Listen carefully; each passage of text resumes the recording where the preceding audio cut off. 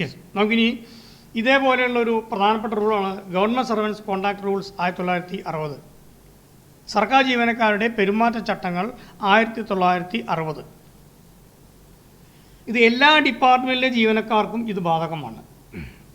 ഈ റൂളുകൾ ഏതാണ്ട് 96ഓളം റൂളുകളുള്ള ഈ ചട്ടം ഗവൺമെൻറ് സർവൻസ് കോൺട്രാക്ട് റൂൾസ് ഒരുപക്ഷേ നമുക്കതിലൂടെ ഒന്ന് കണ്ണോടിച്ചാൽ സർക്കാർ ജീവനക്കാരൻ്റെ മേൽ ഒരുപക്ഷെ കടുത്ത നിയന്ത്രണങ്ങൾ സർക്കാർ ഏർപ്പെടുത്തിയിരിക്കുകയാണ് എന്ന് തോന്നാം. Because it is a list of taboos, വിലക്കുകളുടെ ഒരു ഗ്രൂപ്പാണ് ഗവൺമെൻറ് സർവൻസ് കോൺട്രാക്ട് റൂൾസ്. അത് ചെയ്യരുത്, ഇത് ചെയ്യരുത് എന്നുള്ള നിയന്ത്രണങ്ങൾ മാത്രമാണ്. അപ്പോൾ അങ്ങനെയാണെങ്കിൽ why the government are very adamant with such restrictions? സർക്കാർ ജീവനക്കാരനായി പോയി എന്ന കാരണം കൊണ്ട് സർക്കാർ ജീവനക്കാരൻ്റെ മേൽ എന്തിനാണ് ഇത്രയധികം നിയന്ത്രണങ്ങൾ അടിച്ചേൽപ്പിക്കാൻ ഗവൺമെൻറ് ശ്രമിക്കുന്നത്? ഒരുപക്ഷെ അത് intrusion into the private right or the personal right of an employee എന്ന് വേണമെങ്കിൽ നമുക്ക് അനുമാനിച്ചുകൂടെ എന്ന് സംശയം തോന്നാം. പക്ഷേ ഇതിൻ്റെ പിന്നിൽ ഒരു മെരിറ്റുണ്ട്. കാരണം ഗവൺമെൻറ് ആർ വെരി പർട്ടിക്കുലർ. ഏത് കാര്യത്തിൽ? സർക്കാർ ജീവനക്കാരനും സർക്കാർ ജീവനക്കാരൻ്റെ കുടുംബവും സമൂഹത്തിൽ റോൾ മോഡലായി ജീവിക്കണം. അതിന് സർക്കാർ ജീവനക്കാരനെ മാത്രമല്ല, സർക്കാർ ജീവനക്കാരൻ്റെ കുടുംബാംഗങ്ങളെ വരെ സർക്കാരിൻ്റെ നിയന്ത്രണങ്ങളുടെ പരിധിക്കകത്തേക്ക് കൊണ്ടുവരുന്നതിന് ഗവൺമെൻറ് ശ്രമിക്കുന്നുണ്ട്. Because it is the merit the government are considering. എന്തുവേണ്ടി? സർക്കാർ ജീവനക്കാരനെ വേണ്ട രീതിയിൽ നിയന്ത്രിച്ചില്ലെങ്കിൽ ഒരുപക്ഷെ അയാൾ വഴിതെറ്റിപ്പോവുകയും ജീവനക്കാരൻ്റെ കുടുംബം അവസാനം may be in hot waters or in troubled waters. അത് ഒഴിവാക്കുക എന്ന ഉത്തമ താല്പര്യത്തിൻ്റെ വെളിച്ചത്തിലാണ് ഈ നിയന്ത്രണങ്ങളോ അല്ലെങ്കിൽ ഇത്തരം ഗൈഡ് ലൈൻസുകളോ ഗവൺമെൻറ് സർവൻസ് കോൺട്രാക്ട് റൂൾസ് എന്ന പേരിൽ കൊണ്ടുവരാനുള്ള കാരണം.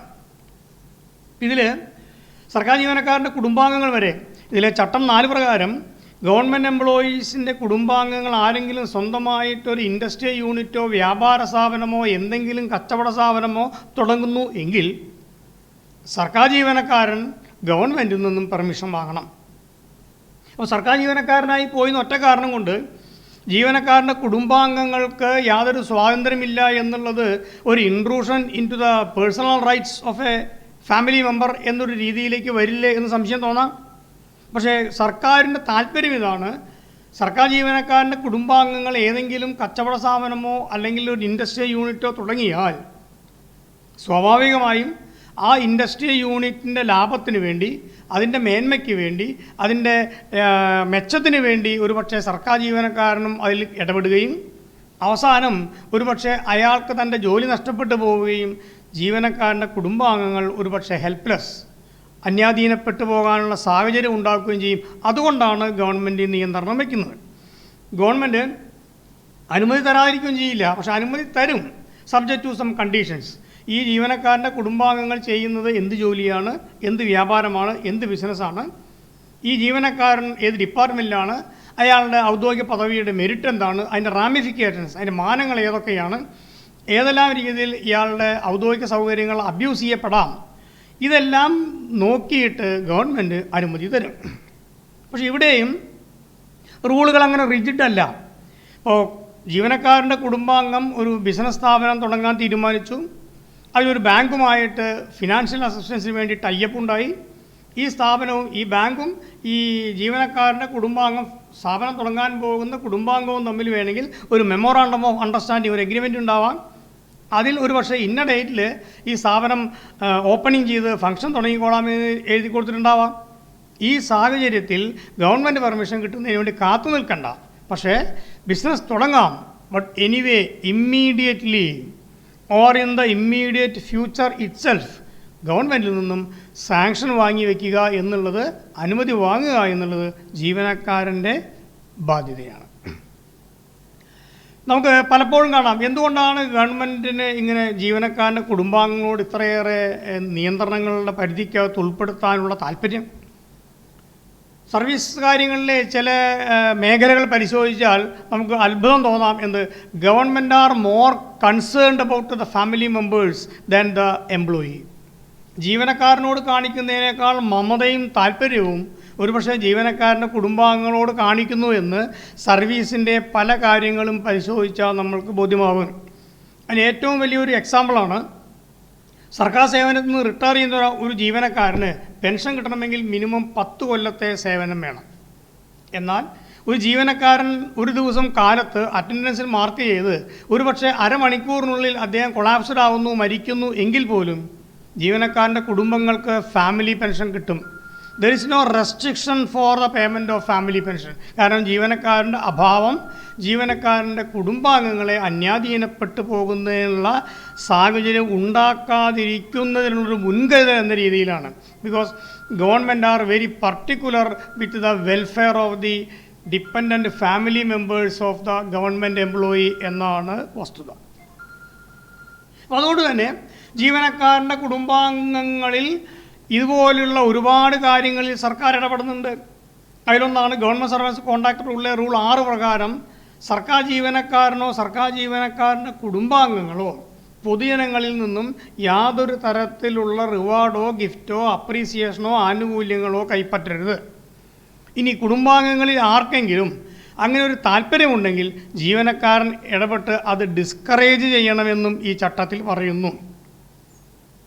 ചിലപ്പോൾ ചില പ്രത്യേക സാഹചര്യങ്ങളിൽ ഒരു ഗവൺമെൻറ് ജീവനക്കാരന് ഒരു പക്ഷേ ഒരു ആനുകൂല്യമോ അല്ലെങ്കിൽ ഒരു പൊതുജനങ്ങളിൽ നിന്നൊരു ഗിഫ്റ്റ് സ്വീകരിക്കേണ്ട സാധ്യത വരാം. ഒരു പോലീസ് ഡിപ്പാർട്ട്മെൻറ്റിലെ ഒരു SI അദ്ദേഹത്തിന് ഒരുപക്ഷെ ഒരു റെസിഡൻഷ്യൽ ഏരിയയിൽ ആ പരിസരത്തുള്ള സാമൂഹ്യ വിരുദ്ധരുടെ ശല്യം സഹിക്കവയ്യാതെ ഒരുപാട് തവണ ഈ റെസിഡൻസ് അസോസിയേഷൻകാർ ഡിപ്പാർട്ട്മെൻറ്റ് പരാതി കൊടുത്തു. പക്ഷെ അതൊന്നും വേണ്ട രീതിയിൽ ഇടപെടാൻ പറ്റിയില്ല.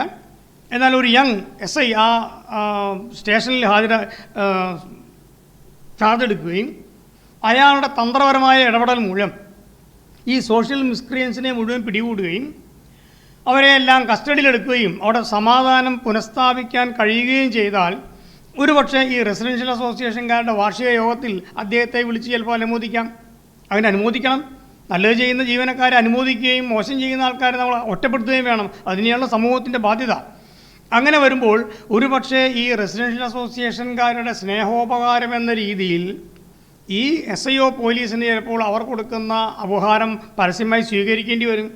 അങ്ങനെ സ്വീകരിക്കുന്നതിൽ തെറ്റില്ല. പക്ഷേ അങ്ങനെ കിട്ടിയാൽ that is to be surrender to the ഗവൺമെൻറ്റാണ്. ഗവൺമെൻറ്റിന് കൊടുക്കണം.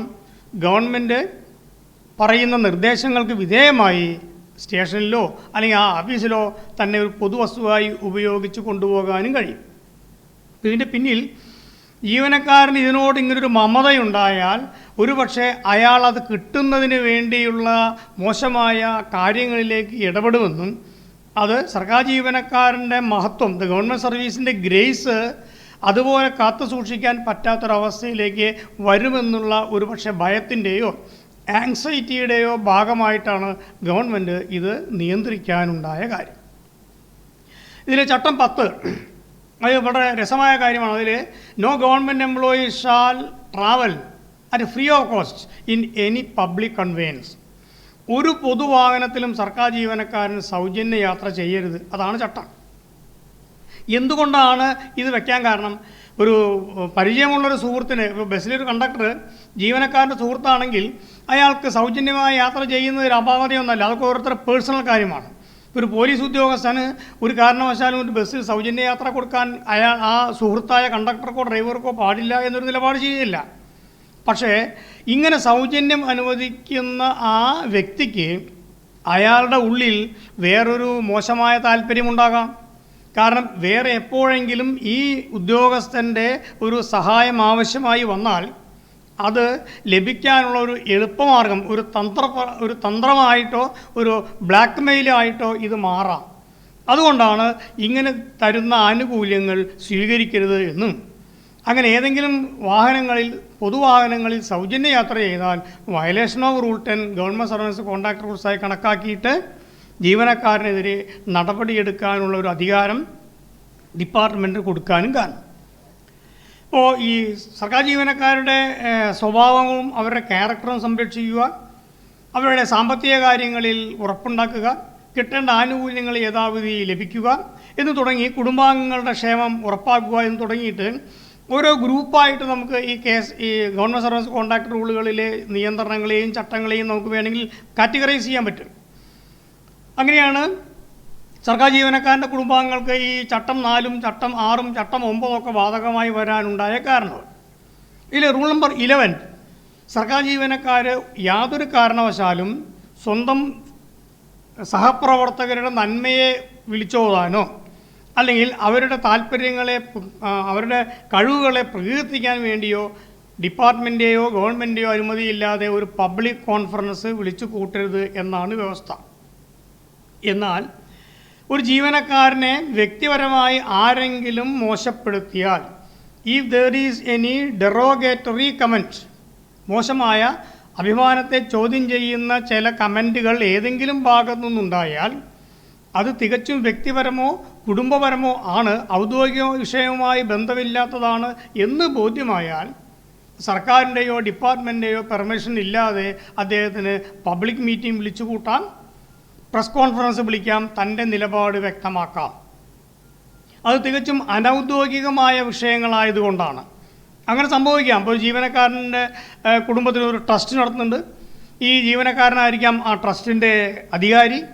അപ്പോൾ ഈ ട്രസ്റ്റിൽ ഒരു പക്ഷേ സാമ്പത്തിക തിരിമറി നടന്നുവെന്നോ, ഇയാൾ കറപ്റ്റഡായ ഉദ്യോഗസ്ഥനാണെന്നോ, ഇയാൾ മോശമായി എന്തോ ചെയ്തു എന്നൊക്കെ ആരെങ്കിലും പരസ്യമായി പ്രസ്താവിച്ചാൽ അത് അങ്ങനെയല്ല എന്നും തൻ്റെ നിലപാട് ഇന്നതാണ് എന്ന് വ്യക്തമാക്കാൻ ഗവൺമെൻറ്റിൻ്റെയോ ഡിപ്പാർട്ട്മെൻറ്റെയോ അനുമതിയില്ലാണ്ട് അയാൾക്ക് rule number 11 government servants contract റൂളിലെ ചട്ടപ്രകാരം അയാൾക്ക് പൊതുയോഗമോ പബ്ലിക് കോൺഫറൻസോ പ്രസ് കോൺഫറൻസോ വിളിച്ച് ചേർക്കാം.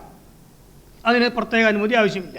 എന്നാൽ ഔദ്യോഗിക വിഷയവുമായി ഏതെങ്കിലും രീതിയിൽ കണക്റ്റഡ് ആയാൽ, ഔദ്യോഗിക വിഷയവുമായി ഏതെങ്കിലും രീതിയിൽ ബന്ധപ്പെട്ട വിഷയമാണെങ്കിൽ സർക്കാരിൻ്റെ അനുമതിയില്ലാതെ പബ്ലിക് കോൺഫറൻസോ പ്രസ് മീറ്റിങ്ങോ പ്രസ് കോൺഫറൻസോ വിളിക്കാൻ പാടില്ല എന്നാണ് പൊതുവ്യവസ്ഥ.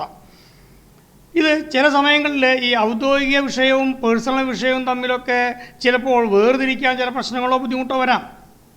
അപ്പോഴൊക്കെ സംശയമുള്ള സാഹചര്യങ്ങളിൽ ഈ വിഷയം സർക്കാരിന് ഇൻ്റർപ്രറ്റ് ചെയ്യാനോ അത് പരിശോധിക്കാനോ വിട്ടുകൊടുക്കുക എന്നുള്ളതാണ് അഭികാമ്യം.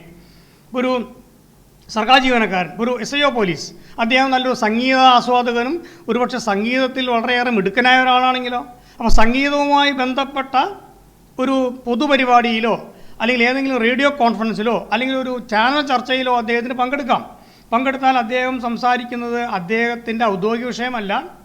എന്നാൽ ഒരുപക്ഷെ അതിൽ സർക്കാരിൻ്റെ സംഗീതവും കലാകാരന്മാരോടുമുള്ള സർക്കാരിൻ്റെ നിലപാടിനെ പറ്റിയൊരു ചർച്ച വരുമ്പോൾ ഇയാൾക്ക് അയാളുടെ പേഴ്സണൽ അഭിപ്രായങ്ങൾ സർക്കാർ തീരുമാനങ്ങൾക്കും സർക്കാർ താല്പര്യങ്ങൾക്കും വിരുദ്ധമാകാൻ പാടില്ല.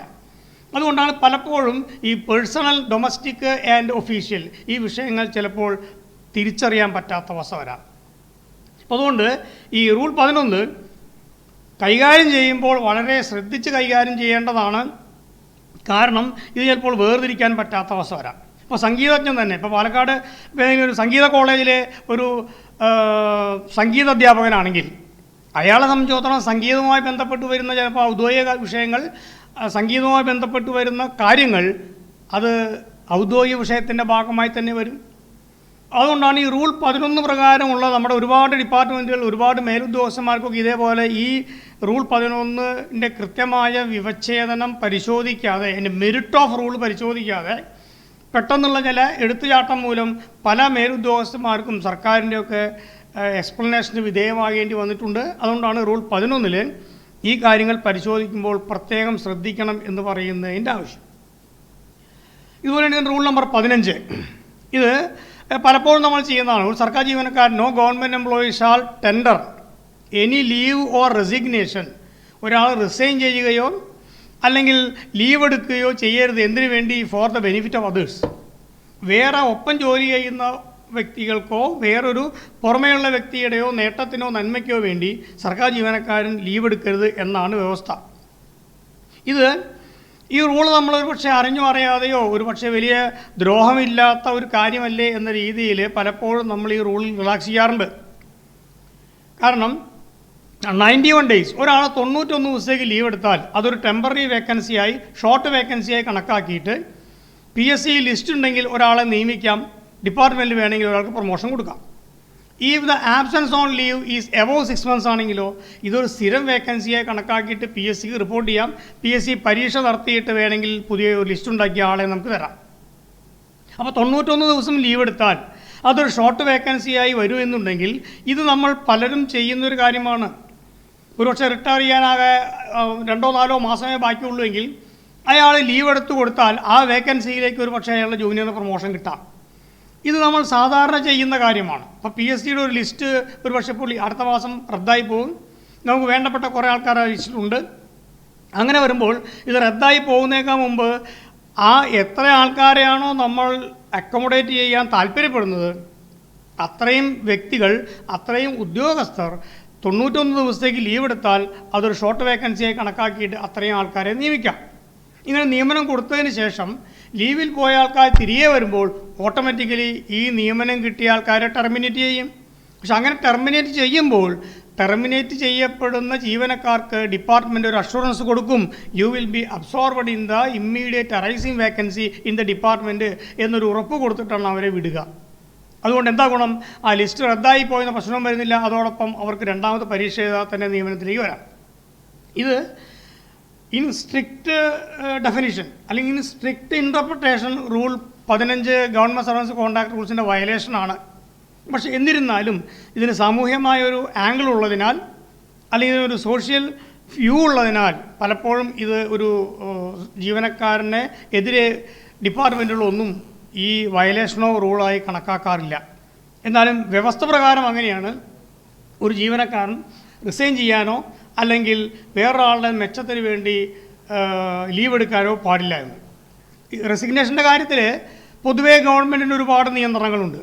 അപ്പോൾ റിസൈൻ ചെയ്യുന്നതിനോട് ഗവൺമെൻറ്റിന് താല്പര്യമില്ല. Resignation government do not agree with resignation. കാരണം റിസൈൻ ചെയ്യുമ്പോൾ ഒരുപക്ഷെ പരിണിതപ്രജ്ഞനായ, പ്രൊഫിഷ്യൻ്റായ, എഫിഷ്യൻ്റായ, വളരെ എക്സ്പീരിയൻസ്ഡായ ഒരു സർക്കാർ ഉദ്യോഗസ്ഥൻ റിസൈൻ ചെയ്ത് അയാൾ വേറൊരു മേഖലയ്ക്ക് പോയാൽ അയാളുടെ സേവനത്തിൻ്റെ മഹത്വം കിട്ടേണ്ട പബ്ലിക്കിനത് കിട്ടാതെ പോവുകയും ഒരു സ്വകാര്യ മേഖലയിലേക്ക് അത് മാറിപ്പോവുകയും ചെയ്യും. എന്നാൽ റെസിഗ്നേഷൻ പാടില്ല എന്നൊരു നിബന്ധന കൊണ്ടുവരാൻ പറ്റില്ല. Because that is against the provisions in the കോൺസ്റ്റിറ്റ്യൂഷനാണ്. ഒരു വ്യക്തിക്കുള്ള സ്വാതന്ത്ര്യത്തിൻ്റെ മുകളിലുള്ള കടന്നുകയറ്റമായിട്ട് അത് കോടതിയിൽ വ്യാഖ്യാനിക്കാം. അതുകൊണ്ട് റെസിഗ്നേഷൻ പാടില്ല എന്നൊരു തീരുമാനം ഗവൺമെൻറ് എടുക്കാൻ പറ്റില്ല. അതുകൊണ്ട് ഗവൺമെൻറ് എന്ത് ചെയ്തു? ഗവൺമെൻറ് സർവീസ് കോൺട്രാക്ട് റൂൾ 92 പ്രകാരം resignation entails forfeiture of all previous benefits എന്ന നിബന്ധന കൊണ്ടുവന്നു. റിസൈൻ ചെയ്താൽ അതുവരെയുള്ള എല്ലാ സേവനാനുകൂല്യങ്ങളും നഷ്ടമാകും. അപ്പോൾ അങ്ങനെ ഒരു നിബന്ധന കൊണ്ടുവരുമ്പോഴെങ്കിലും സർക്കാർ ജീവനക്കാർ റിസൈൻ ചെയ്യാതിരിക്കട്ടെ എന്നാണ് സർക്കാരിൻ്റെ താല്പര്യം. പക്ഷെ ഇങ്ങനെയാണെങ്കിലും റിസൈൻ ചെയ്യുമ്പോൾ ഒരാൾക്ക് റെസിഗ്നേഷനെ എങ്ങനെയാണ് ആക്സെപ്റ്റ് ചെയ്യേണ്ടത് എന്നതിനെപ്പറ്റി KSRൽ വ്യക്തമായ റൂളൊന്നുമില്ല. എന്നാലും കേരള സർവീസ് റൂൾസിലെ part 1 rule number 23 GD government decision number 1 ഒരു കാര്യം പറയുന്നുണ്ട്. ഒരു ജീവനക്കാരൻ റെസിഗ്നേഷൻ അപ്ലിക്കേഷൻ തന്നാൽ പിന്നെ നിങ്ങൾ വേറൊന്നും നോക്കണ്ട, നിങ്ങളത് സ്വീകരിക്കണം. അയാൾ അഡ്വൈസ് ചെയ്യേണ്ട കാര്യമില്ല. എന്താണ് ഗവൺമെൻറ് അങ്ങനെ പറയാൻ കാരണം? റെസിഗ്നേഷനോട് ഗവൺമെൻറ്റിന് താല്പര്യമില്ല എങ്കിലും when an employee tenders resignation letter the department need not advise him to continue in government service. കാരണം ഗവൺമെൻറ് സർവീസിൽ നിന്ന് ഒരാൾ റിസൈൻ ചെയ്യുന്നത് എപ്പോഴാണ്? When the government service becomes less colourful to him. അയാൾക്ക് സർക്കാർ സേവനം അത്ര ശോഭനമായതല്ല എന്ന് തോന്നുമ്പോഴാണ് ഒരാൾ റിസൈൻ ചെയ്യുക. അപ്പോൾ എൻ അൺവില്ലിങ് ഗവൺമെൻറ് എംപ്ലോയി, താല്പര്യമില്ലാത്ത ഒരാളെ ഗവൺമെൻറ് സർവീസിൽ റീറ്റെയിൻ ചെയ്യാൻ ശ്രമിക്കരുത്. അതുകൊണ്ട് without any hesitation the application four resignation shall be accepted. ഒറ്റ കാര്യമേ നോക്കാനുള്ളൂ, ജീവനക്കാരനെതിരെ അച്ചടക്ക നടപടി ഉണ്ടോ എന്ന് നോക്കണം. ഒരുപക്ഷെ അച്ചടക്ക നടപടിക്ക് വിധേയനായിരിക്കുന്ന ഒരാൾ അയാൾ മണത്തറിയുകയാണ്, അയാളെ ഒരുപക്ഷെ ഡിപ്പാർട്ട്മെൻറ്റിൽ നിന്ന് അയാളെ ടെർമിനേറ്റ് ചെയ്യാൻ സാധ്യതയുണ്ട് എന്ന് മനസ്സിലാക്കിയിട്ട് അതിനേക്കാൾ നല്ലത് റിസൈൻ ചെയ്യുകയാണെന്ന് പറഞ്ഞ് ബൈപ്പാസ് ചെയ്യാൻ ശ്രമിക്കുന്നവരുണ്ട്. അതുകൊണ്ട് in the case of an applicant or an employee who has tendered a resignation application, അയാളുടെ resignation application need not be entertained if he is facing any department proceedings. അത് ഡിപ്പാർട്ട്മെൻറ്റ് പ്രൊസീഡിങ്സ് ഒന്നും ഇല്ലെങ്കിൽ അയാളുടെ resignation letter യാതൊരു താമസവും ഇല്ലാതെ സ്വീകരിക്കണം എന്നുകൂടിയാണ് government വിവക്ഷ. റെസിഗ്നേഷൻ ആദ്യം പ്രൊവിഷണലായിട്ടാണ് സ്വീകരിക്കുക. കാരണം അവിടെ ഒരു ഇളവ് കൊടുക്കുന്നുണ്ട്. പ്രൊവിഷണലായിട്ട് അപ്രൂവ് ചെയ്ത് കഴിഞ്ഞിട്ട് പിന്നെ ഒരു മാസം കഴിഞ്ഞിട്ടാണ് അത് ഫൈനലൈസ് ചെയ്ത് ഉത്തരവിറക്കുക. എന്താണ് ഇങ്ങനെ ഒരു നടപടിക്രമം കൊണ്ടുള്ള ഗുണം? പ്രൊവിഷണൽ ഉത്തരവ് ഇറങ്ങിയതിന് ശേഷം ഇയാൾക്ക് തോന്നുകയാണ് റെസിഗ്നേഷൻ വേണ്ട, എന്ന് പറഞ്ഞാൽ ആ റെസിഗ്നേഷൻ പിൻവലിക്കാം. അങ്ങനെ പിൻവലിക്കുന്ന അപ്ലിക്കേഷൻ ഡിപ്പാർട്ട്മെൻറ്റിന് തന്നെ, അതായത് അപ്പോയിൻറ്റിംഗ് അതോറിറ്റിക്ക് സ്വീകരിക്കാം. എന്നാൽ ഇത് അബ്സല്യൂട്ടായാലോ, പിന്നെ ആ ആപ്ലിക്കേഷൻ സ്വീകരിക്കുന്നതിന് ഗവൺമെൻറ്റിനെ അനുമതിയുള്ളൂ. കാരണം റെസിഗ്നേഷൻ കഴിഞ്ഞ് വരുന്ന ഒരാളുടെ അപ്ലിക്കേഷൻ അബ്സല്യൂട്ടായ റെസിഗ്നേഷനിൽ വരുന്നൊരു ജീവനക്കാരനെ റീ അപ്പോയിൻമെൻറ്റ് ചെയ്യുന്നത് റീ ആഫ്റ്റർ റിട്ടയർമെൻറ്റ് എന്ന പരിധിക്കകത്താണ് വരിക. അതുകൊണ്ട് അതിന് ഗവൺമെൻറ്റിന് അധികാരമുള്ളൂ. അപ്പോൾ അങ്ങനെ ആ ഒരു സാധ്യത കൂടി ഈ റൂളിലുണ്ട്. അതായത് പ്രൊവിഷണലായിട്ട് ആദ്യം ഇത് അഗ്രി ചെയ്യുകയും അഡ്മിറ്റ് ചെയ്യുകയും അതിൻ്റെ ഇടയ്ക്കുള്ള ഗ്രേസ് പീരീഡിൽ ജീവനക്കാരൻ വേണമെങ്കിൽ അത് പിൻവലിച്ചോട്ടെ എന്നൊരു സൗകര്യം കൂടിയും ഈ റൂളിൻ്റെ അകത്ത് കൊടുക്കുന്നുണ്ട്. കാരണം ഗവൺമെൻറ്റിന് ഒരിക്കലും ക്വാളിഫൈഡ് ആയ ഒരു ഉദ്യോഗസ്ഥൻ സേവനത്തിന് വിരമിച്ചു പോകുന്നതിനോട്, അനാവശ്യമായി പിന്തിരിഞ്ഞു പോകുന്നതിനോട് താല്പര്യമില്ല. ഇതുപോലെ സർക്കാർ ജീവനക്കാരുടെ സാമ്പത്തിക കാര്യങ്ങളെയൊക്കെ കൈകാര്യം ചെയ്യുന്നതിന് ഈ case government servants contract rules വളരെയേറെ താല്പര്യമോ സിഗ്നിഫിക്കൻസോ കൊടുക്കുന്നുണ്ട്. അതുകൊണ്ടാണ് റൂൾ നമ്പർ 16 തൊട്ട് റൂൾ നമ്പർ 21 വരെ സർക്കാർ ജീവനക്കാരുടെ സാമ്പത്തിക കാര്യങ്ങളുമായി ബന്ധപ്പെട്ട വിഷയങ്ങളാണ്. സർക്കാർ ജീവനക്കാരനോ സർക്കാർ ജീവനക്കാരൻ്റെ കുടുംബാംഗങ്ങളോ മണി ലെൻഡിങ് ബിസിനസ് നടത്തരുത്. മണി ലെൻഡിങ് ബിസിനസ് നടത്തുന്നതിന് വേണ്ടിയിട്ട് മണി ലെൻഡേഴ്സെന്നോ അങ്ങനെ ഒരു ബോർഡ് വെച്ച്, സാധാരണ നിലയിൽ വീട്ടിൽ ബോർഡ് വെച്ച് പണി ചെയ്താൽ മാത്രമേ മണി ലെൻഡിങ്ങിൻ്റെ പരിധിക്കകത്ത് വരൂ എന്നൊന്നുമില്ല. ഒരു ജീവനക്കാരൻ്റെ ഇൻകം, സാലറി ഇൻകത്തിന് ഡിസ്പ്രപ്പോർഷനേറ്റായ രീതിയിൽ വ്യക്തിപരമായി കടം കൊടുത്താലും സർക്കാരിന് വേണമെങ്കിൽ അത് മണി ലെൻഡിങ്ങിൻ്റെ പരിധിക്കകത്തേക്ക് ഉൾപ്പെട്ടതായി കണക്കാക്കാം. അങ്ങനെ വരുമ്പോൾ അയാൾക്കെതിരെ violation of rule 16 government servants contract rules എന്ന പേരിൽ ജീവനക്കാരനെതിരെ നടപടിയെടുക്കാം. അതുപോലെ സർക്കാർ ജീവനക്കാർക്ക് ആർക്കെങ്കിലും സാമ്പത്തിക സഹായം ആവശ്യം വന്നാൽ അവർക്ക് അപ്രൂവ്ഡ് സോഴ്സസിൽ നിന്ന് ലോൺ എടുക്കാം, അഡ്വാൻസ് വാങ്ങാം. സർക്കാർ അംഗീകരിച്ച ബ്രാൻഡഡായ സ്ഥാപനങ്ങളിൽ നിന്നേ വാങ്ങാവൂ.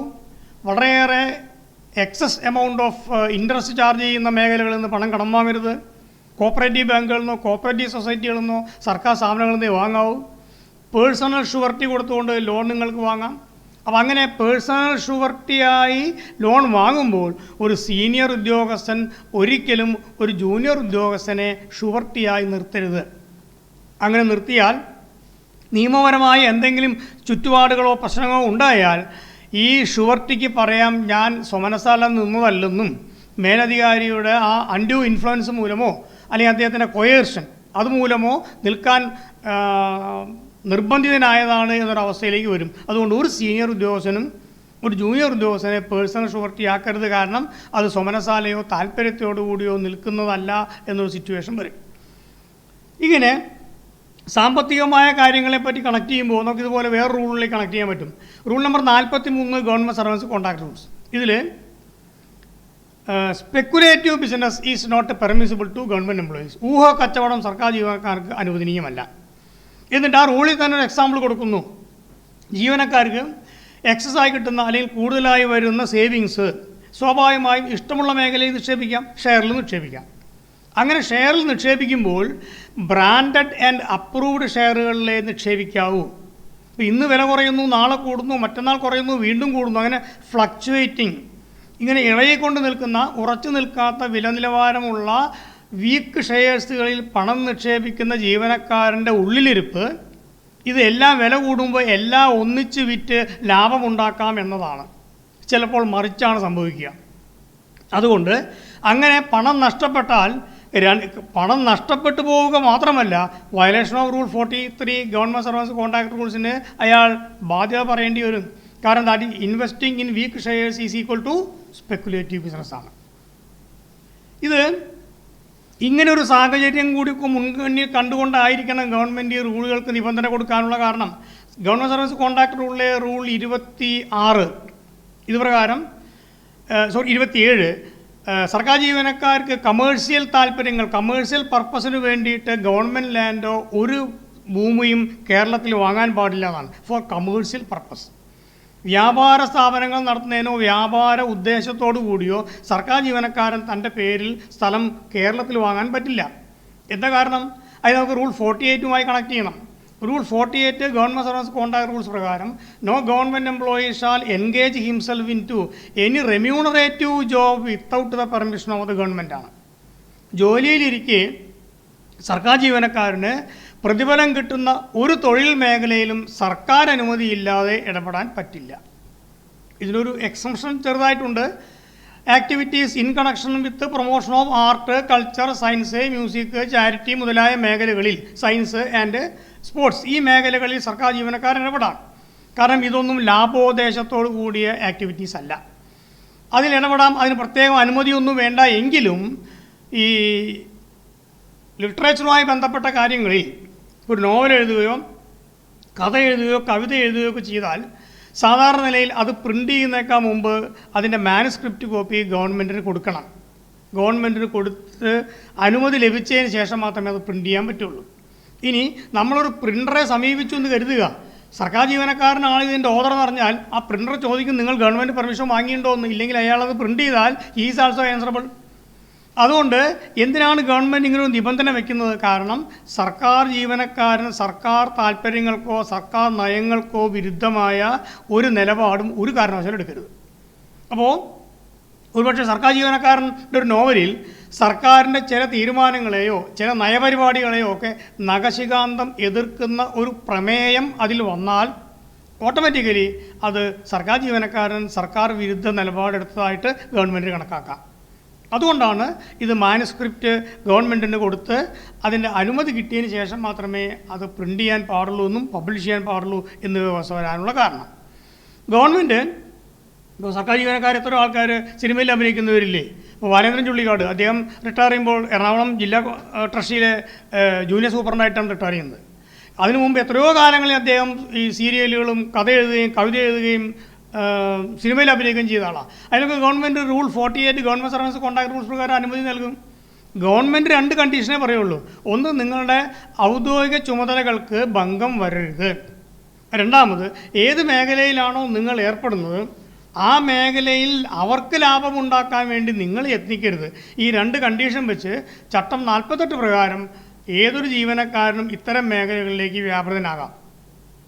ഇത് ജീവനക്കാരൻ വഴിതെറ്റിപ്പോകാനോ അല്ലെങ്കിൽ ഒരു പക്ഷേ അനാവശ്യമായ മേഖലകളിൽ ഏർപ്പെട്ട് ലാഭമുണ്ടാക്കാം എന്ന് കരുതി ഒരു പക്ഷേ മോശമായ ഒരു അന്തരീക്ഷത്തിലേക്ക് പോകരുത് എന്ന ഒരു ഉത്തമമായ താല്പര്യത്തെ വെച്ചുകൊണ്ട് തന്നെയാണ് ഈ നിയന്ത്രണം കൊണ്ടുവരാനുള്ള കാരണം. ഇത് നമുക്ക് ഇതിനെ ഗവൺമെൻറ് സർവീസ് കോൺട്രാക്ട് റൂളിലെ റൂൾ 29 നോക്കിയാൽ സർക്കാർ ജീവനക്കാരന് ഒരു ഭൂമിയോ വീടോ ഉള്ളപ്പോൾ രണ്ടാമതൊരു വീടോ ഒരു പ്ലോട്ടോ ഹൗസോ വാങ്ങണമെങ്കിൽ സർക്കാരിൻ്റെ അനുമതി വേണം. ഇതിൻ്റെ അർത്ഥം സർക്കാർ ജീവനക്കാരൻ എന്നും മോശമായ ചുറ്റുപാട് ജീവിക്കണമെന്നോ ഒന്നിൽ കൂടുതൽ വീടുകൾ സർക്കാർ ജീവനക്കാർക്ക് പാടില്ല എന്ന ഗവൺമെൻറ്റിൻ്റെ പിടിവാശിയൊന്നുമല്ല. സർക്കാർ ജീവനക്കാരൻ്റെത് ഓൺലി സോഴ്സ് ഓഫ് ഇൻകം ശമ്പളമാണ്. ഈ ശമ്പളത്തിൽ നിന്നും സേവിങ്സ് ഉണ്ടാക്കിയിട്ട് 3, 4, 5 വീടൊക്കെ ഒരു സർക്കാർ ജീവനക്കാരൻ ചുരുങ്ങിയ കാലത്തിന് ഉണ്ടാക്കുന്നുവെങ്കിൽ ഇറ്റ് ഈസ് ഷുവർ 2 കാര്യമാണ്. ഒന്നുകിൽ അയാൾ ഇമ്മൻസ്ലി റിച്ച് ആവണം, ധനാഢ്യനാവണം, അല്ലെങ്കിലോ he some other unfair source of income, വേറെ ഏതോ മോശമായ ഇൻകം മാർഗമുണ്ട് എന്ന് തന്നെയാണ് സർക്കാരിൻ്റെ കണ്ടെത്തൽ. അതുകൊണ്ടാണ് രണ്ടാമത്തെ വീടോ പ്ലോട്ടോ ഭൂമിയോ വാങ്ങുമ്പോൾ സർക്കാർ അനുമതി വാങ്ങണം. ഗവൺമെൻറ് ഒരു കണ്ടീഷനുമില്ലാതെ അനുമതി തരും. സർക്കാരിന് ഒറ്റ കാര്യം ഉറപ്പാക്കാനുള്ളൂ, where from the employee is amassing that much money. അതിനാവശ്യമായ പണം ഇയാൾ ഏത് മേഖലയിൽ നിന്ന് സ്വരൂപിക്കുന്നു എന്ന കാര്യം മാത്രമേ ഗവൺമെൻറ് അന്വേഷിക്കുകയുള്ളൂ. ഇപ്പോൾ ഈ രണ്ടാമത്തെ പ്ലോട്ട് എന്ന കാര്യത്തിലൊരു കൺഫ്യൂഷനുണ്ട്. ഇപ്പോൾ സർക്കാർ ജീവനക്കാരനായ ഭർത്താവ് ഭാര്യയുടെ പേരിൽ സ്വന്തം ഭൂമി ഉണ്ടെങ്കിൽ ഈ ഭർത്താവായ ജീവനക്കാരൻ വാങ്ങുന്ന ആദ്യത്തെ സ്ഥലം രണ്ടാമത്തെ പ്ലോട്ടായിട്ടാണ് കണക്കാക്കുക. അപ്പോൾ അതുകൊണ്ട് ഇത് എൻ്റെ രണ്ടാമത്തെ പ്ലോട്ട് അല്ലല്ലോ, ഒന്നാമത്തെ പ്ലോട്ടല്ലേ, ഗവൺമെൻറ് പെർമിഷൻ വാങ്ങണ്ടെന്നൊക്കെ കരുതിയത് ബുദ്ധിമുട്ടാണ്.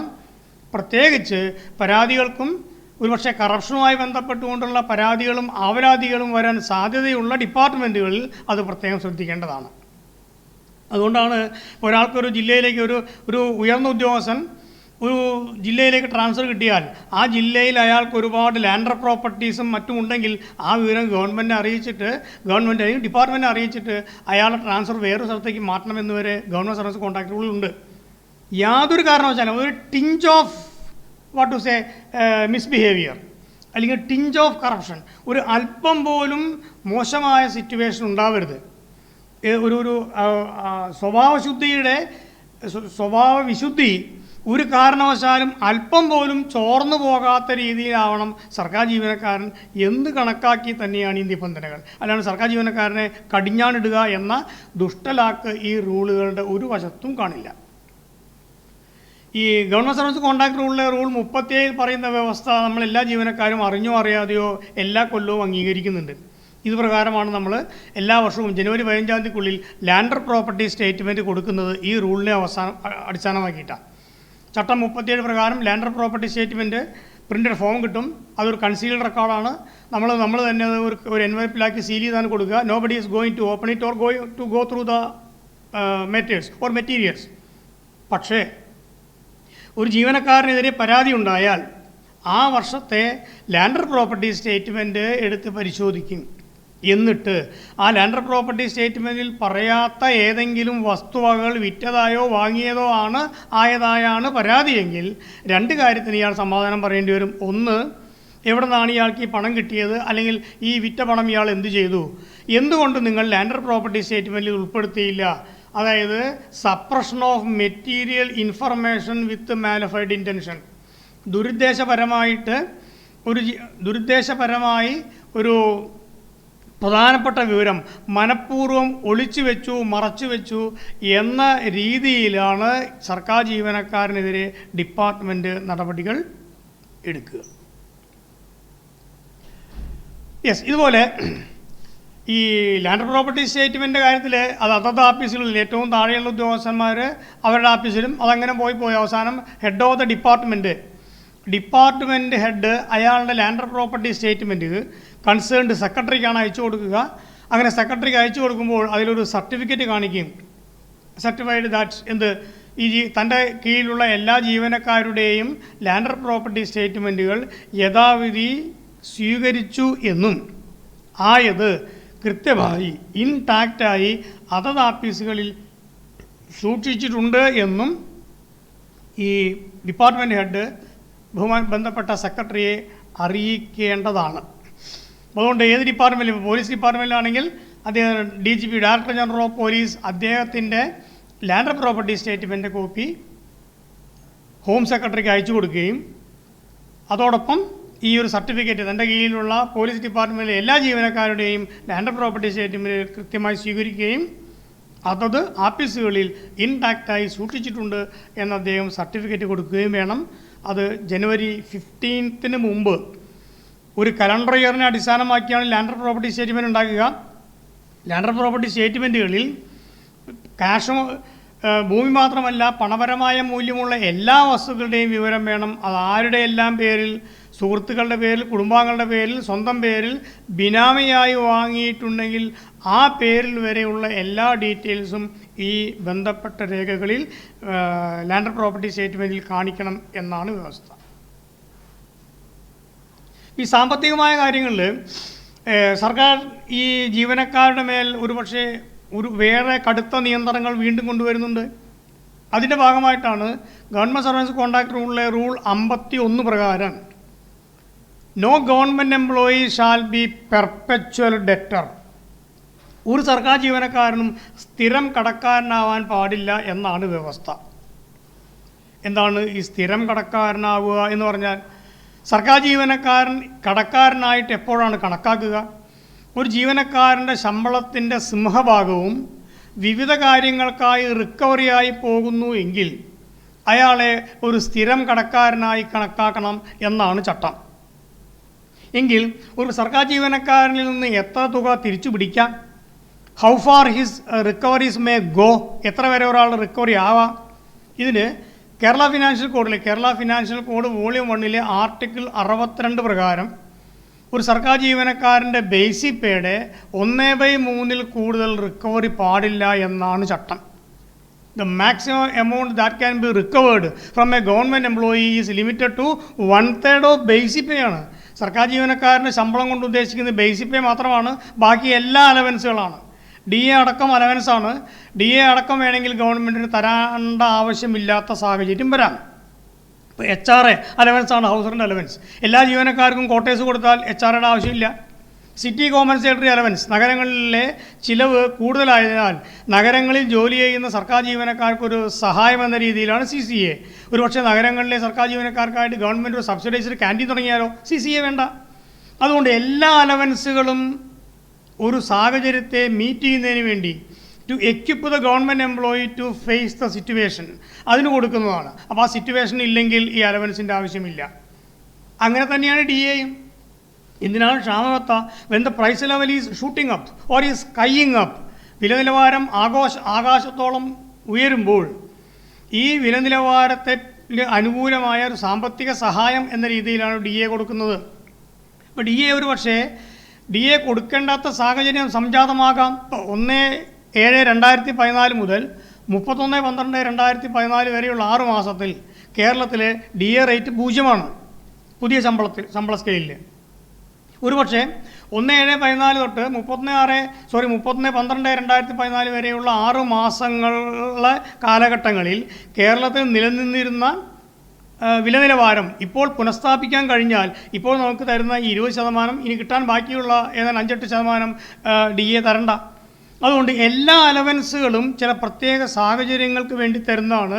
So allowances will be admissible only if such circumstances exist. അതുകൊണ്ടാണ് സർക്കാർ ജീവനക്കാരുടെ ശമ്പളം ബേസിക് പേ മാത്രമായിട്ട് കണക്കാക്കുക. ഇപ്പോൾ സെൻട്രൽ ഗവൺമെൻറ് സ്ഥാപനങ്ങൾക്കൊക്കെ നമ്മളൊരു ഇൻകം സർട്ടിഫിക്കറ്റ് കൊടുക്കുമ്പോൾ അവർ ബേസിക് പേ തന്നെയാണ് കണക്കാക്കുക. ഒരു കേരളത്തിലൊക്കെ ആണെങ്കിൽ ഒരു ഗസറ്റഡ് എംപ്ലോയി ആണെങ്കിൽ അയാളുടെ ആ നിലവാരം വെച്ചാണ്, ആ ശമ്പളം വെച്ചാണ് ഇൻകം സർട്ടിഫിക്കറ്റ് വില്ലേജ് തരിക. കേന്ദ്ര ഗവൺമെൻറ് അങ്ങനെയല്ല. ഒരാൾ ഗസറ്റഡ് ആയാൽ ഏത് പ്രായത്തിലാണ് അയാൾ ഗസറ്റഡായി നോക്കിയിട്ടാണ്. ഇപ്പോൾ റിട്ടയർ ചെയ്യാൻ 4 കൊല്ലം മാത്രമേ ബാക്കിയുള്ളെങ്കിൽ അയാളെ ഗസറ്റഡ് റാങ്കിൽ ഉൾപ്പെടുത്തില്ല. കാരണം ആ ആനുകൂല്യത്തെ, ആ ശമ്പളത്തെ അടിസ്ഥാനമാക്കി കണക്കാക്കിയാൽ അയാൾക്ക് വലിയ നഷ്ടം വരും. അപ്പോൾ അതുകൊണ്ട് ഈ കാര്യങ്ങൾ കൂടി പരിഗണിച്ചിട്ടാണ് കേന്ദ്ര ഗവൺമെൻറ്റിൽ ജീവനക്കാരുടെ ഇൻകം സർട്ടിഫിക്കറ്റ് എടുക്കുന്നത്. അപ്പോൾ ഇവിടെ സർക്കാർ ജീവനക്കാരൻ്റെ ശമ്പളത്തിൻ്റെ സിംഹഭാഗവും lion's portion of the pay should go to his family എന്ന ഒരു താല്പര്യം ഗവൺമെൻറ്റിനുള്ളത് കൊണ്ടാണ് കേരള ഫിനാൻഷ്യൽ കോഡിലെ ആർട്ടിക്കിൾ 62 ഇത് പറയാൻ കാരണം. സർക്കാർ ജീവനക്കാരൻ്റെ ശമ്പളത്തിൽ നിന്ന് മാക്സിമം പിടിക്കാവുന്നത് 1/3 ഓഫ് ബേസിക് പേ ആണ്. അപ്പോൾ 1/3 ഓഫ് ബേസിക് പേക്കാൾ കൂടുതൽ റിക്കവറി വന്നാൽ എന്തുണ്ടാവും? അയാളെ ഒരു സ്ഥിരം കടക്കാരനായി ഡിപ്പാർട്ട്മെൻറ്റ് കണക്കാക്കണം. അപ്പോൾ എന്ത് സംഭവിക്കും? ചട്ടം 51 ഗവൺമെൻറ് സർവീസ് കോൺട്രാക്ട് റൂൾസ് പ്രകാരം അയാൾക്കൊരു നോട്ടീസ് കൊടുക്കണം. നിങ്ങളുടെ ശമ്പളത്തിൽ നിന്നും അതിൻ്റെ സിംഹഭാഗവും വലിയ തുക റിക്കവറിയായി പോകുന്നു.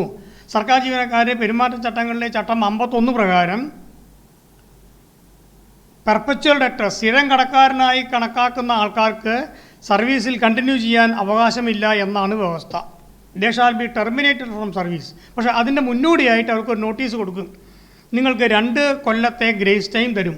ഈ 2 കൊല്ലത്തിനുള്ളിൽ നിങ്ങളുടെ ഈ സാമ്പത്തിക നൂലാമാലകളും ബാധ്യതകളിൽ നിന്നും നിങ്ങൾ ഊരിപ്പോന്നില്ലെങ്കിൽ നിങ്ങളെ പിരിച്ചുവിടുന്നതിനുള്ള നടപടികൾ എടുക്കുന്നതാണ് എന്നൊരു നോട്ടീസ് കൊടുക്കും. കാരണം സർക്കാർ ജീവനക്കാരൻ സ്ഥിരം കടക്കാരനാവരുത്.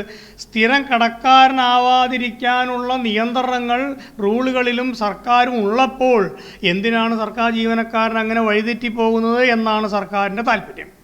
അപ്പോൾ അത് അപകടത്തിൽ ചെന്ന് പെടാതിരിക്കുന്നതിന് വേണ്ടിയുള്ള നിയന്ത്രണങ്ങളുടെ ഭാഗമായിട്ടാണ് ഇത്തരം നിബന്ധനകൾ കൊണ്ടുവരുന്നത്. പക്ഷേ ഇത് കേരളത്തിലെ സർക്കാർ ജീവനക്കാരെ സംബന്ധിച്ചിടത്തോളം ഇതൊരു കൈകാര്യം ചെയ്യാൻ പറ്റാത്ത വിഷയമാണ്. കാരണം ചില ജീവനക്കാരുടെ രീതി കണ്ടാൽ തോന്നും ഗവൺമെൻറ് സർവീസിലേക്ക് വന്നത് തന്നെ ലോൺ എടുക്കാൻ വേണ്ടിയെന്നാണ്.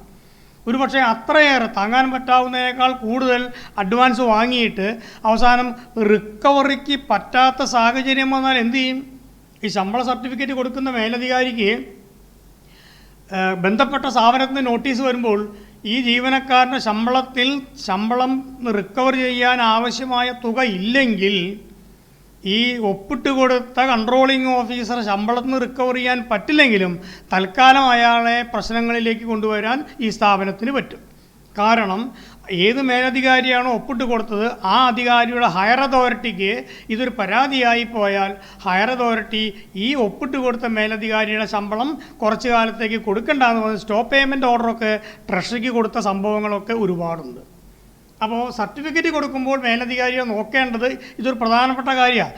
സർട്ടിഫിക്കറ്റ് കൊടുത്ത് ഒരു ജീവനക്കാരൻ അനാവശ്യമായി ലോൺ വാങ്ങി ബാധ്യതയിലേക്ക് വന്നാൽ മേലധികാരി അയാളെ വഴിതെറ്റിപ്പോകാനുള്ള സാഹചര്യങ്ങൾ ഒരുക്കി കൊടുത്തു എന്ന് വേണമെങ്കിൽ വ്യാഖ്യാനിക്കാം.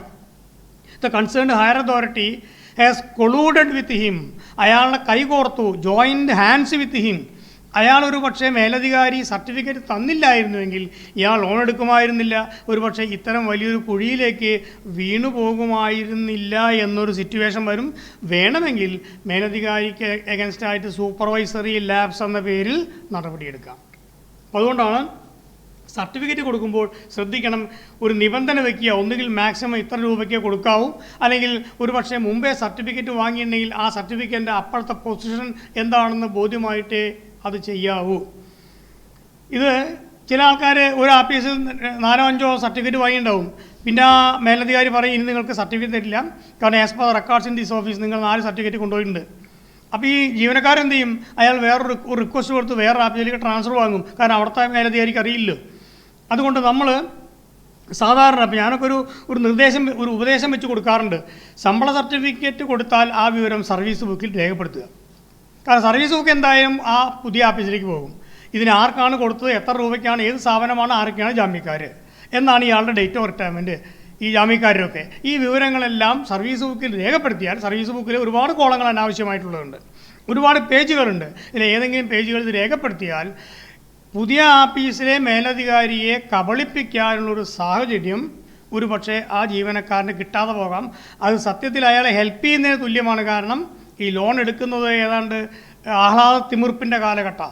ലോൺ തിരിച്ചടവിൻ്റെ അവസ്ഥയിലേക്ക് വരുമ്പോൾ ജീവനക്കാരൻ ഏതാണ്ട് ഒരു പക്ഷേ അപകടത്തിൻ്റെ മാക്സിമത്തിലേക്ക് എത്തിയിട്ടുണ്ടാവാം. തിരിച്ചടയ്ക്കാൻ പറ്റാതെ നാണക്കേട് കൊണ്ട് ആത്മഹത്യ ചെയ്ത സർക്കാർ ജീവനക്കാരുടെ എണ്ണവും ഒരു പക്ഷേ തീരെ കുറവല്ല. അതുകൊണ്ട് ഇതൊരു സാമൂഹ്യ ബാധ്യതയായിട്ട് ഡിപ്പാർട്ട്മെൻറ്റിൽ ലോൺ എടുക്കുന്ന ആൾക്കാരെ, ആവശ്യക്കാരെ നമുക്കത് പിന്തിരിപ്പിക്കാൻ പറ്റില്ല. അതുകൊണ്ട് ലോണിന് വേണ്ടി, അഡ്വാൻസിന് വേണ്ടി സർട്ടിഫിക്കറ്റ് കൊടുക്കുന്ന മേലധികാരികൾ ഇത് സോഷ്യൽ ഇമ്പാക്റ്റിൻ്റെ ഭാഗമായി എടുക്കേണ്ടതാണ്. എങ്കിലേ സർക്കാർ ഉദ്ദേശിക്കുന്ന മെരിറ്റ് ഈ റൂളിലൂടെ നടപ്പിലാവാനുള്ള സാധ്യത സംജാതമാവുകയുള്ളൂ. ഇതുപോലെ നമ്മുടെ സർക്കാർ ജീവനക്കാർക്ക് ഏതെല്ലാം മേഖലയിൽ ഏർപ്പെടാം? ഇപ്പോൾ കോപ്പറേറ്റീവ് ബാങ്കുകളിലോ കോപ്പറേറ്റീവ് സ്ഥാപനങ്ങളിലോ സർക്കാർ ജീവനക്കാർക്ക് ഡയറക്ടറാവാം. Rule 44 government service contract rule പ്രകാരം അതിന് വ്യവസ്ഥയുണ്ട്. സർക്കാർ ജീവനക്കാരുടെയും കുടുംബങ്ങളുടെയും ക്ഷേമത്തിന് വേണ്ടി മാത്രമുള്ള സൊസൈറ്റികൾക്ക് യാതൊരു അനുമതിയും ഇല്ലാതെ നമുക്ക് അതിൽ ഡയറക്ടറാവാം. എന്നാൽ സർക്കാർ ജീവനക്കാരുടെ വെൽഫെയറിന് വേണ്ടി മാത്രമല്ലാത്ത പൊതു സൊസൈറ്റികളിലോ കോപ്പറേറ്റീവ് ബാങ്കുകളിലോ ഡയറക്ടറോ മേലധികാരിയോ തീരുമാനമെടുക്കാൻ അധികാരമുള്ള ആളാവണമെങ്കിൽ ഗവൺമെൻറ് പെർമിഷൻ വേണം. ചട്ടം 44 പ്രകാരം ഡിപ്പാർട്ട്മെൻറ്റോ അല്ലെങ്കിൽ ഗവൺമെൻറ്റോ അതിന് അനുമതി തരികയും ചെയ്യും. ഇതുപോലെ സർക്കാർ ജീവനക്കാർക്ക് ഇടപെടാവുന്ന ചില മേഖലകളൊക്കെ ഗവൺമെൻറ് പ്രത്യേകം തരംതിരിച്ചിട്ടുണ്ട്. അതുകൊണ്ട് സർക്കാർ ജീവനക്കാരുടെ പെരുമാറ്റച്ചട്ടങ്ങളിലെ ചട്ടം 67 പ്രകാരം സർക്കാർ ജീവനക്കാർക്ക് പൊളിറ്റിക്കൽ നിറമുള്ള no government employee shall engage in to any activities which has a political reflection or political perception. രാഷ്ട്രീയമായ ഏതെങ്കിലും തീരുമാനങ്ങളോ രാഷ്ട്രീയമായ പരിഗണനയോ ഉള്ള ഒരു ആക്ടിവിറ്റീസിലും സർക്കാർ ജീവനക്കാരന് ഇടപെടാൻ പാടില്ല. അതുകൊണ്ട് തന്നെ റൂൾ 69 ചട്ടം 69 പ്രകാരം സർക്കാർ ജീവനക്കാർക്ക് രാഷ്ട്രീയ പരിഗണനയോടെയുള്ള ഒരു തെരഞ്ഞെടുപ്പുകളിലും അംഗമാകാൻ പാടില്ല. ഇതിനൊരു ചെറിയ എക്സംഷൻ വരുന്നുണ്ട്. ഇപ്പോൾ സ്വകാര്യ മേഖലയിലെ സ്വകാര്യ സ്കൂളുകളിലെ ടീച്ചേഴ്സിന് ലീവ് എടുത്ത് പോയിട്ട് അവർക്ക് നിയമസഭയിലോ ലോകസഭയിലോ മത്സരിക്കാം. അങ്ങനെ നമ്മുടെ സംസ്ഥാനത്ത് തന്നെ വേണ്ട ആൾക്കാരുണ്ട്. അത് സ്വകാര്യ സ്ഥാപനങ്ങളിലെ അല്ലെങ്കിൽ എയ്ഡഡ് സ്കൂളുകളിലെ ജീവനക്കാർക്ക് അങ്ങനെ ഒരു പരിഗണന കൊടുത്തിട്ടുണ്ട്.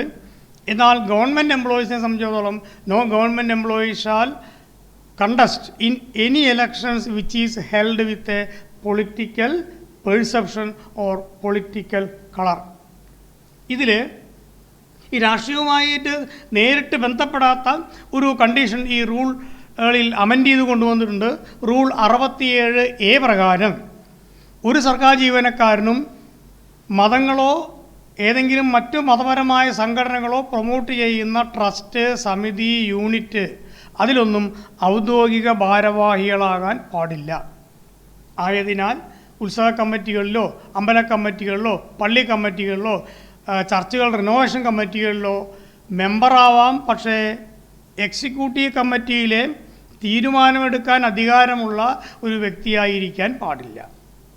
സോ ഏതെങ്കിലും അത്തരം മേഖലകളിൽ ഉൾപ്പെടുന്ന ജീവനക്കാരുണ്ടെങ്കിൽ ഒന്നുകിൽ ആ മേഖലയിൽ നിന്ന് പിന്തിരിയുക, അല്ലെങ്കിൽ സർക്കാരിനെ ഡിപ്പാർട്ട്മെൻറ്റ് മുഖേന വിവരമറിയിക്കുക.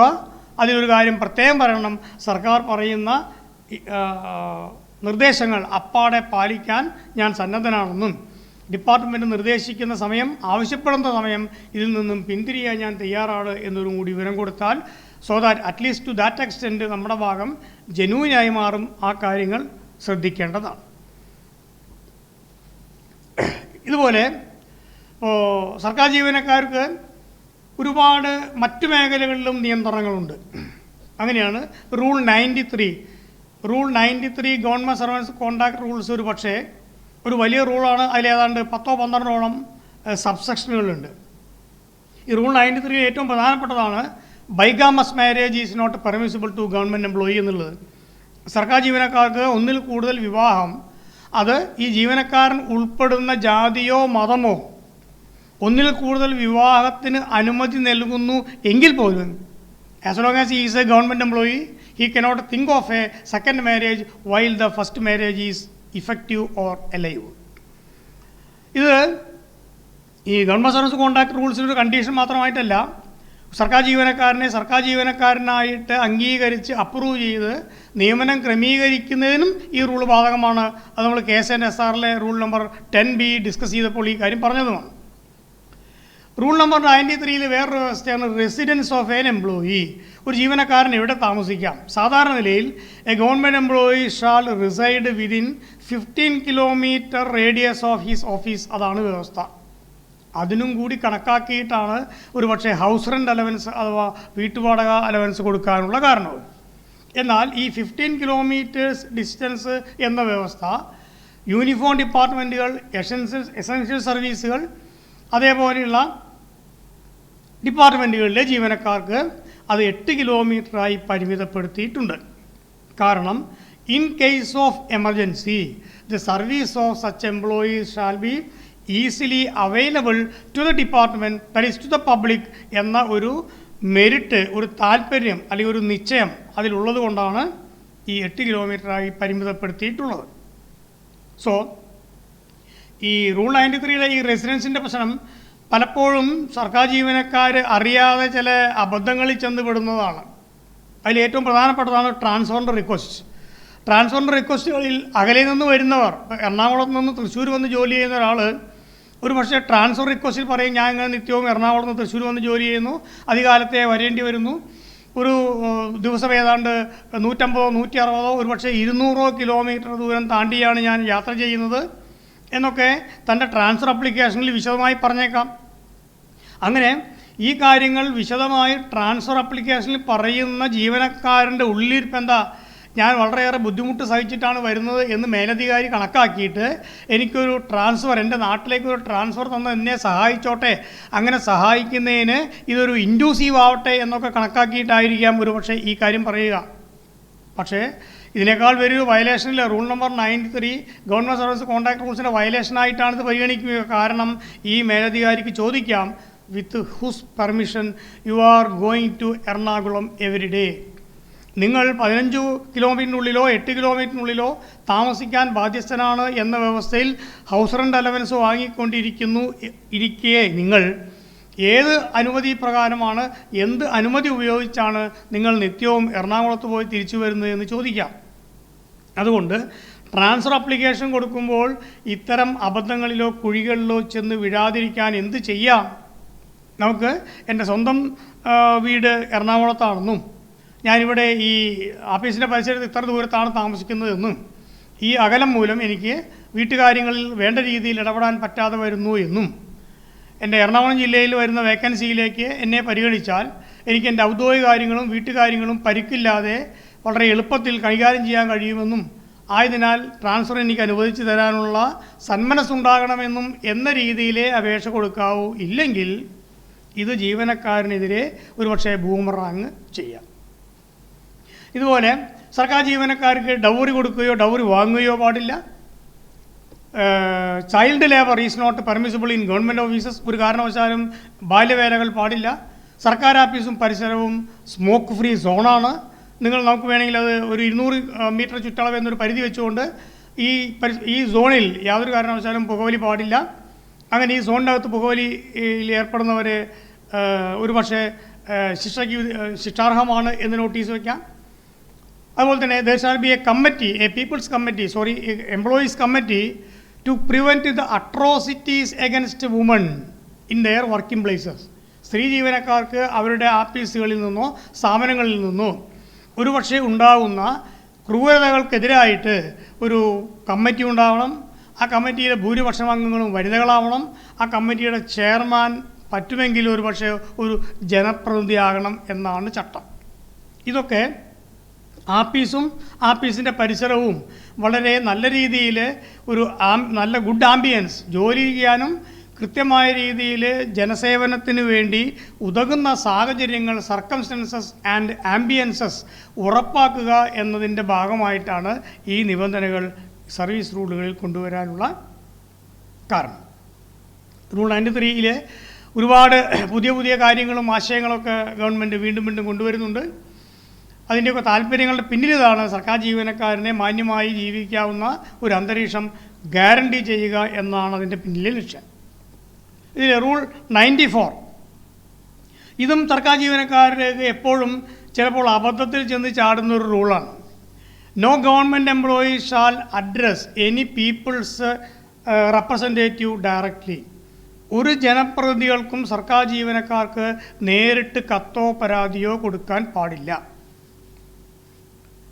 കാരണം സർക്കാർ ജീവനക്കാരെ സംബന്ധിച്ചിടത്തോളം സർക്കാർ ജീവനക്കാർ എക്സിക്യൂട്ടീവ് ഗവൺമെൻറ്റിൻ്റെ ഭാഗമാണ്. ഒരു സർക്കാർ ജീവനക്കാരന് ഒരുപക്ഷെ ഒരു ലാസ്റ്റ് ഗ്രേഡ് ജീവനക്കാരന് ചീഫ് സെക്രട്ടറിക്ക് കത്ത് കൊടുക്കാം through proper channel. There is nothing wrong in it. എന്നാൽ ജനപ്രതിനിധികൾക്ക് നേരിട്ട് അപേക്ഷ കൊടുക്കുന്നത് അത് ശരിയല്ല. എന്നാൽ സർക്കാർ ജീവനക്കാരൻ്റെ പ്രയാസങ്ങളും ബുദ്ധിമുട്ടുകളും ജനപ്രതിനിധികളെ അറിയിക്കാൻ വ്യവസ്ഥയുണ്ട്. അതെങ്ങനെയാണ്?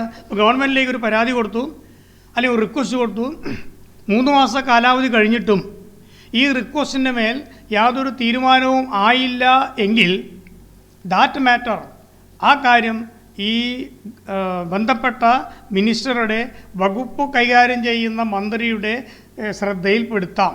പക്ഷെ അങ്ങനെ എഴുതുമ്പോഴും മന്ത്രിക്കല്ല ജീവനക്കാരൻ കത്ത് കൊടുക്കുക, മന്ത്രിയുടെ പി എസിനാണ് കത്ത് കൊടുക്കുക. കാരണം അതൊരു ഗവൺമെൻറ് എംപ്ലോയിയാണ്, അല്ലെങ്കിൽ ഒരു ഉയർന്ന സർക്കാർ ഉദ്യോഗസ്ഥനാണ്. അപ്പോൾ അദ്ദേഹത്തിന് നമ്മൾ കത്ത് കൊടുക്കുമ്പോൾ ആ കത്തിൽ നമ്മൾ ചൂണ്ടിക്കാണിക്കും, ഞാനിങ്ങനെ ഇന്ന ആവശ്യവും പറഞ്ഞുകൊണ്ട് സർക്കാരിലേക്ക് ഒരു അപേക്ഷ കൊടുത്തിരുന്നു, അതിൻ്റെ പകർപ്പ് ഇതോടൊപ്പം ഉള്ളടക്കം ചെയ്യുന്നുണ്ട്. ഈ വിഷയത്തിൽ ഇത്രയും ദിവസമായിട്ട് നാളിതുവരെയായിട്ടും യാതൊരു തീരുമാനവും ലഭിച്ചു കണ്ടില്ല. ആയതിനാൽ ദയവ് ചെയ്ത് this matter may kindly be brought to the notice of the honourable minister എന്ന് റിക്വസ്റ്റ് ചെയ്യുന്നതായി ആ കത്തിൽ പറയുക. ഈ കത്ത് കിട്ടുമ്പോൾ ഈ വിവരം ബന്ധപ്പെട്ട മന്ത്രിമാരുടെയോ അല്ലെങ്കിൽ മന്ത്രിയുടെയോ ജനപ്രതിനിധിയുടെയോ ശ്രദ്ധയിൽ ഈ പ്രൈവറ്റ് സെക്രട്ടറി അത് കൊണ്ടുവരും. അപ്പോൾ നേരിട്ട് സർക്കാർ ജീവനക്കാർക്ക് ജനപ്രതിനിധികൾക്ക് കത്ത് കൊടുക്കാൻ പാടില്ല എന്ന് നിഷ്കർഷിക്കുന്നുണ്ട് എങ്കിലും അറിഞ്ഞോ അറിയാതെയോ സർക്കാർ ജീവനക്കാരൊക്കെ ഇത് വയലേറ്റ് ചെയ്യാറുണ്ട്. ഇത് വയലേറ്റ് ചെയ്യാതിരിക്കാൻ ശ്രദ്ധിക്കണം. ഇല്ലെങ്കിൽ ഇത് ഈ റൂൾ റിലാക്സ് ചെയ്തതിൻ്റെ പേരിൽ ഒരുപക്ഷെ ഡിപ്പാർട്ട്മെൻറ്റിനോ സർക്കാർ ജീവനക്കാരൻ്റെ പേരിൽ ഗവൺമെൻറ്റിനോ നടപടികൾ എടുക്കാം. 96ഓളം റൂളുകളേ ഉള്ളൂ.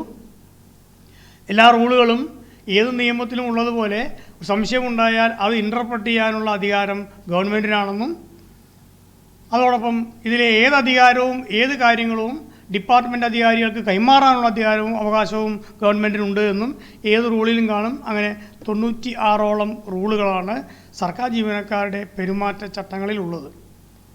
ഇത് ഈസ് എ ലിസ്റ്റ് ഓഫ്, അല്ലെങ്കിൽ it is A pool of restrictions.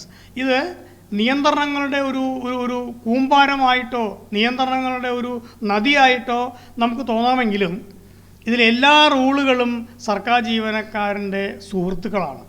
ഒന്നും സർക്കാർ ജീവനക്കാരൻ്റെ എനിമിയോ സർക്കാർ ജീവനക്കാരനെതിരെ ഉപയോഗിക്കാവുന്ന ആയുധമായിട്ടോ വരുന്നില്ല. ഇതിൻ്റെ പിന്നിലെ മെറിറ്റ് ഇതാണ്: സർക്കാർ ജീവനക്കാരന് ഏതെങ്കിലും രീതിയിൽ വഴിതെറ്റിപ്പോകാനുള്ള സാഹചര്യം ഉണ്ടായാൽ അത് തടയുന്നതിനുള്ള ഒരു ടെമ്പററി മെഷർ, അല്ലെങ്കിൽ അത് തടയാനുള്ളൊരു ചെക്കിംഗ് മെഷർ മാത്രമായിട്ടാണ് ഈ റൂളുകളെല്ലാം, ഈ ഗവൺമെൻറ് സർവൻസ് കോൺട്രാക്ട് റൂളിലെ നിബന്ധനകളെല്ലാം വരുന്നത്. ഒന്നും ജീവനക്കാരൻ്റെ താല്പര്യങ്ങൾക്ക് എതിരല്ല. പല കേസുകളിലും അനുഭൂതിപരമായ കാര്യങ്ങൾ അല്ലെങ്കിൽ വളരെ അനുകൂലമായ അനുകമ്പാപൂർവ്വം പരിഗണിക്കുന്ന കാര്യങ്ങൾ തന്നെ ഇതിനകത്തുണ്ട്. അപ്പോൾ അതുകൊണ്ടാണ് സസ്പെൻഷന് വിധേയനായ ഒരു ജീവനക്കാരൻ, സസ്പെൻഷനിൽ നിൽക്കുന്ന government employee who is placed under suspension, അയാൾക്ക്, കാരണം സസ്പെൻഷൻ ഒരു സുഖകരമായൊരു കാര്യമല്ല എന്നുള്ള വിവരം തന്നെയാണ് നമ്മുടെ എല്ലാ റൂളുകളും കണക്കാക്കുന്നത്. കേരള സർവീസ് റൂൾസ് സസ്പെൻഷന് ടോട്ടലി എഗൻസ്റ്റ് ആണ്. അപ്പോൾ അതുകൊണ്ട് ഗവൺമെൻറ് സർവീസ് കോൺട്രാക്ട് റൂളിലെ റൂൾ 87 പ്രകാരം അതിൽ പറയുന്നത് സസ്പെൻഷനിൽ നിൽക്കുന്ന ഒരാൾ അയാളുടെ സ്വന്തം ആഫീസിലോ അല്ലെങ്കിൽ സ്വന്തം സ്ഥലത്തോ തന്നെ താമസിക്കണമെന്നില്ല. കാരണം സസ്പെൻഷന് വിധേയനായ ഒരാൾക്ക് അയാളുടെ പഴയ വീട്ടിൽ അല്ലെങ്കിൽ ആ വീട്ടിൽ താമസിക്കുന്നത് ഒരു പക്ഷേ അസ്വസ്ഥതയ്ക്ക് കാരണമാക്കാം. കാരണം അങ്ങനെയാണല്ലോ, ഒരു സസ്പെൻഡ് ചെയ്യപ്പെട്ടാൽ ഒരു തെറ്റും ചെയ്യാത്ത, ഒരു പക്ഷേ ഏതെങ്കിലും തെറ്റിദ്ധാരണ മൂലമോ ഇല്ലാത്തൊരു ആർഗ്യുമെൻറ്റിൻ്റെയോ ഒരു പരാതിയുടെയോ വെളിച്ചത്തിൽ ഒരാളെ സസ്പെൻഡ് ചെയ്താൽ സാധാരണ നിലയിൽ സസ്പെൻഷൻ പണിഷ്മെൻ്റ് അല്ലെങ്കിലും നമ്മളെല്ലാവരും അവരുടെ സഹപ്രവർത്തകരും നൈബേഴ്സും ബാക്കിയുള്ള കുടുംബാംഗങ്ങളും എല്ലാം കണക്കാക്കുക ഈ ജീവനക്കാരൻ എന്തോ വലിയ തെറ്റ് ചെയ്തുവെന്നും ഒന്നുമില്ലാതെ അങ്ങനെ സസ്പെൻഡ് ചെയ്യുമോ എന്നൊരു മുൻവിധിയിലേക്ക് ആൾക്കാർ പോകും. ഇയാൾക്കൊരു ഡെലിക്കസി അല്ലെങ്കിൽ ഒരു തരം ശ്വാസം മുട്ടൽ ഈ ജീവനക്കാരുണ്ടാക്കും എന്നുള്ള റൂളുകൾ തിരിച്ചറിയുന്നു. അതുകൊണ്ടാണ് ഗവൺമെൻറ് സർവൻസ് കോൺട്രാക്ട് റൂളിലും ഇത് പറയാൻ കാരണം. ഗവൺമെൻറ് സർവൻസ് കോൺട്രാക്ട് റൂൾ 87 പ്രകാരം ഒരാൾക്ക് ഗവൺമെൻറ് എംപ്ലോയി അണ്ടർ സസ്പെൻഷൻ അയാൾക്ക് എവിടെ വേണമെങ്കിലും പോയി താമസിക്കാം. ഒരൊറ്റ കണ്ടീഷനേ ഉള്ളൂ, അയാളുടെ address for communication shall be conveyed or given or submitted or tendered to the department അല്ലെങ്കിൽ ഡിപ്പാർട്ട്മെൻറ്റ് ഹയർ അതോറിറ്റിയിൽ കൺസേൺഡ് സസ്പെൻഡ് ചെയ്ത അതോറിറ്റിയെ ഇത് അറിയിക്കണം എന്നേ വ്യവസ്ഥയുള്ളൂ. കാരണം സസ്പെൻഷനെ തുടർന്നുള്ള അന്വേഷണങ്ങളും ഡിപ്പാർട്ട്മെൻറ്റ് നടപടികളിലെയും ഭാഗമായിട്ടുള്ള മറ്റ് കത്തിടപാടുകൾ അയക്കുന്നതിനുള്ള അഡ്രസ്സ് ലഭ്യമാകണം എന്ന് മാത്രമേ ഈ റൂൾ കൊണ്ട് ഉദ്ദേശിക്കുന്നുള്ളൂ. അപ്പോൾ ജീവനക്കാരുടെ എല്ലാ കാര്യങ്ങളും, everything, each and every aspect of A government employee and is family സർക്കാർ കാത്തു സൂക്ഷിക്കുന്നതിനും സംരക്ഷിക്കുന്നതിനുമുള്ള ഒരു സംരക്ഷണ വലയം, സംതിങ് ലൈക്ക് എൻ ആർമർ അല്ലെങ്കിൽ ഒരു ബുള്ളറ്റ് പ്രൂഫ് ഫ്രീ ആയ ഒരു ജാക്കറ്റ് പോലെ ഒരു കാരണവശാലും വഴിതെറ്റി പോകാതിരിക്കാനുള്ള നിയന്ത്രണങ്ങൾ മാത്രമാണിത്. അല്ലാണ്ട് ഒരിക്കലും ജീവനക്കാരനെ ഹരാസ് ചെയ്യാനോ ജീവനക്കാരുടെ താല്പര്യങ്ങൾക്കും ജീവനക്കാരുടെ കുടുംബാംഗങ്ങളെയും കടിഞ്ഞാണിൽ പിടിച്ചു നിർത്താനോ ഉള്ള ഒരു ചിന്തയും ഇതിൻ്റെ പിന്നിൽ ഇല്ല. So government service contract rules പൊതുവെ ഇത്രയേറെ കാര്യങ്ങളെ അതിൽ ഉൾക്കൊള്ളുന്നുള്ളൂ. 96 റൂളുകളിൽ പല റൂളുകളും നമ്മൾ വിട്ടുപോയിട്ടുണ്ടെങ്കിലും ഇതിന് മേരിട്ടതാണ് എല്ലാ ഡിപ്പാർട്ട്മെൻറ്റുകൾക്കും, അതിൽ എല്ലാ മേഖലയിലുള്ളവർക്കും. ഇതിലെ റൂൾ നമ്പർ 50 പ്രകാരം സർക്കാർ ഡോക്ടർമാർക്ക് പ്രൈവറ്റ് ക്ലിനിക്കുകളിൽ താല്പര്യമേ പാടില്ല എന്നാണ്. ഒരു പ്രൈവറ്റ് ക്ലിനിക്കുകളിലും താല്പര്യമുണ്ടാകാൻ പാടില്ല. അങ്ങനെ ഏതെങ്കിലും കേസുകളിൽ പ്രൈവറ്റ് പ്രാക്ടീസ് ചെയ്യുകയോ പ്രൈവറ്റ് ക്ലിനിക്കുകളിൽ ലാഭോദ്ദേശത്തോടു കൂടി ഇടപെടുകയോ ചെയ്താൽ ആ ഗവൺമെൻറ് ഡോക്ടറെ പിടികൂടാനും അയാൾക്കെതിരെ നടപടിയെടുക്കുന്നതിനും in violation of rule 50 government service contract റൂൾസായി കണക്കിലെടുത്തുകൊണ്ട് മുന്നോട്ട് പോകാം. അതുകൊണ്ട് എല്ലാ വിഭാഗം ജീവനക്കാരെയും നിയന്ത്രിക്കുന്നതിൻ്റെ ഉദ്ദേശം ഇതാണ്. There is every possibility of government employee being what to say duped. സാഹചര്യങ്ങളുടെ മനോഹരമായ ചുറ്റുപാടുകളുടെ സമ്മർദ്ദം മൂലം ഒരാൾ കബളിക്കപ്പെട്ടു പോകാം. അത് പാടില്ല എന്നാണ് സർക്കാരിൻ്റെ താല്പര്യം, സർക്കാരിൻ്റെ കാംക്ഷ. അതിനുവേണ്ടിയുള്ള ഒരു ലളിതമായ ഗൈഡ് ലൈൻസ് മാത്രമാണ് ഗവൺമെൻറ് സർവീസ് കോൺട്രാക്ട് റൂൾസ്. അതിനപ്പുറം യാതൊരു നിർബന്ധങ്ങളും നിബന്ധനകളും നിയന്ത്രണങ്ങളും റെസ്ട്രിക്ഷൻസോ അല്ലെങ്കിൽ വിലക്കുകളോ ഒന്നും ഈ റൂളുകളിനകത്ത് ഇല്ല.